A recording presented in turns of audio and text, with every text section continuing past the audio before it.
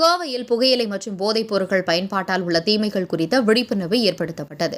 கோவையில் children charitable trust பெண் குழந்தைகள் இல்லத்தில் புகையிலை தடுப்பு தினத்தை முன்னிட்டு போதைப் பொருள் குறித்த விழிப்புணர்வு நிகழ்ச்சி நடைபெற்றது. இதில் இல்லத்தில் வசிக்கும் குழந்தைகள் புகையிலை மற்றும் போதைப் பொருட்கள் பயன்பாட்டால் ஏற்படும் தீமைகள் குறித்தும் அதிலிருந்து வெளிவருவது குறித்து தத்ரூப நாடகம் மற்றும் நடனங்கள் மூலமாக விழிப்புணர்வு ஏற்படுத்தினர். இதனைத் தொடர்ந்து நிகழ்ச்சியில் தலைமை விருந்தினராக கலந்து கொண்ட கோவை மாநகர காவல்துறை ஆணையர் பாலகிருஷ்ணன் பேசினார். அப்போது பேசிய அவர், தற்போது திரையரங்குகளில் திரைப்படத்திற்கு முன்பாக காட்சியிடும் புகையிலை பயன்பாட்டால் ஏற்படும் பாதிப்புகள் குறித்த காட்சியில் காட்டப்படும் படங்கள் மிகுந்த பயத்தை ஏற்படுத்தும் வகையில் இருப்பதாக சிலர் தெரிவிப்பதாக கூறியவர், ஆனால் அதுபோன்ற பயத்தை ஏற்படுத்தும் காட்சிகளை சிறுவயது மாணவர்கள் பார்ப்பதால் புகையிலை பொருள் பயன்பாட்டால் ஏற்படும் தீமைகள் குறித்து விழிப்புணர்வு அதிகரிப்பதாக சுட்டிக்காட்டினார். தொடர்ந்து பேசிய அவர், போதைப் பொருள் மற்றும் புகையிலை பயன்பாட்டால் ஏற்படும் புற்றுநோயாளிகள் படும் துன்பங்களை நேரடியாக மருத்துவமனைக்கு அழைத்து சென்று மாணவர்கள் பார்ப்பது கூட ஒரு வகையில் விழிப்புணர்வு ஏற்படுத்தும் என நம்பிக்கை தெரிவித்தார். போதைப் பொருட்களை ஒழித்தாலே குற்றங்கள் குறைய வாய்ப்பு உள்ளதாக கூறிய அவர், போதைப் பொருள் பழக்கம் அதனைத் தொடர்ந்து குற்ற செயல்களில் ஈடுபடுவது என ஒன்றோடொன்று தொடர்புள்ளதை சுட்டிக்காட்டினார். போதைப் பொருட்களை ஒழித்தாலே குற்றம் குறைவதோடு உடல் நலனும் நன்றாக இருக்கும் எனவும் விழிப்புணர்வு நிகழ்ச்சியில் பேசப்பட்டது. இதில் பலரும் கலந்து கொண்டு அறிவுரைகளை முன்வைத்தனர். உங்கள் பகுதியில் உடனுக்குடன் முக்கிய செய்திகள் உங்கள் விரல் நுனியில் காண எங்கள் தவசி நியூஸ் 24 சேனலை காண தவறாதீர்கள். உங்கள் கோவை செய்தியாளர் சீனிவாசனுடன் உங்கள் தவசி ரமேஷ். ஒரு ஆப் கிரியேட் பண்ணிருக்கோம், ஒரு ஃபோன் கால் கிரியேட் பண்ணிருக்கோம்.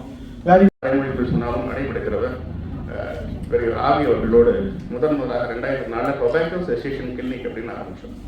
அது வந்து புற்றுநோய் கால சுழற்சியில் நாங்கள் மாத்திரம் அப்படியே நாங்கள் அதை தொடர்ந்து பண்ணிட்டு தான் இருக்கோம். We have never change it. So நாங்கள் அப்படியே பயணித்து இருந்தாலும் அந்த வருஷமும் ஒவ்வொரு இதை பண்ணுவோம். இந்த தடவை நாங்கள் ரொம்ப புகையிலைக்கான விழிப்புணர்வு ரொம்ப பண்ணியிருக்கோம். வெப்சைட்டு ஆப்ஸ் எல்லாம் பண்ணியிருக்கோம்.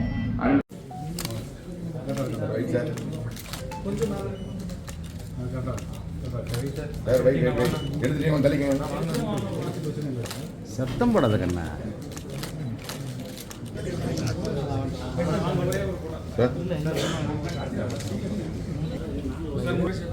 பின்னாடி யாரும் எடுக்கல. பின்னாடி யாரும் எடுக்கல.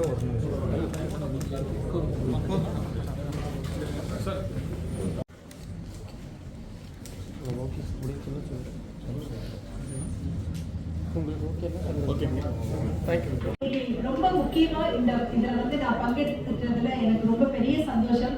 Because if you want to create a change you have to be part of the change. ஒரு சேஞ்ச் நடக்கணும் அப்படின்னா நீங்க அதில் ஒரு பகுதியாக இருக்க வேண்டும் அப்படின்னு சொல்லுவாங்க. அந்த வகையில இங்க நடக்கக்கூடிய இந்த சேஞ்ச்ல நானும் ஒரு சிறு துருவாக இருக்க போகிறேன் அப்படிங்கறத நினைக்கும் போது நிஜமாலுமே எனக்கு ஒரு பெரிய பெரிய சந்தோஷத்தை கொடுக்குது. லான்ச்சிங் திஸ் இம்பார்ட்டன்ட் ஆப், இந்த இம்பார்ட்டன்ட் ஆப்பை லான்ச் பண்ணும்போது எனக்கு ஒரு விஷயம் ஞாபகத்துக்கு வந்துச்சு. என்னன்னா, எங்க யூனிவர்சிட்டியில நாங்கள் கிசான் கால் சென்டர்னு வச்சிருக்கோம். அதாவது எந்த ஒரு சந்தேகங்களோ இமீடியட்டா ஃபார்மர்ஸ் டைரக்டா it's a mediator service. Farmers டைரக்டா கால் பண்ணுவாங்க. அதை வந்து அந்த இதுல மீடியேட் பண்றவங்க வந்து அந்தந்த துறையில் இருக்கக்கூடிய விஞ்ஞானிகளோட கனெக்ட் பண்ணிவிட்டு இமீடியட் சொல்யூஷன்ஸ் கொடுப்போம். அந்த மாதிரி இது ஒரு வெரி நாவல் ஆப். நான் வந்து இப்போ எப்படின்னு பார்த்தோம்னா, நம்ம உலகத்தையே கைக்குள்ள அடக்கி வச்சிருக்கோம். ஒரு மொபைல் போன்ற ஒரு விஷயத்தை வச்சு கைக்குள்ள அடக்கி வச்சிருக்கோம். அந்த வகையில இப்போ ஒரு இன்டராக்டிவ் டிஜிட்டல் கவுன்சிலர் மாடியூல் அதை லான்ச் பண்ணதுல உண்மையாவே எனக்கு ஒரு பெரிய பெருமையா இருக்கு. இருக்க போறீங்க. ஸோ அந்த இடத்துல ஒரு சில விஷயங்களை பகிர்ந்துக்கிறதுல ரியலி ஐம் வெரி ஹாப்பி. இதுல பாத்தீங்கன்னா எனக்கு இன்னைக்கு ஒரு காலையில பார்க்கும்போது ஒரு லிட்ரேச்சர் கிடைச்சது. அது முக்கியமா வந்து இந்த நிக்கோட்டின் அப்படிங்கிறது நம்மளுக்கு எல்லாருக்குமே தெரியும். இப்போ எனக்கு புகையிலை இருந்து நான் விடுபடணும்னு நினைக்கிறேன், ஆனால் என்னால் முடியல. எனக்கு வந்து அந்த நிக்கோட்டின்னா என்ன, எனக்கு ஏன்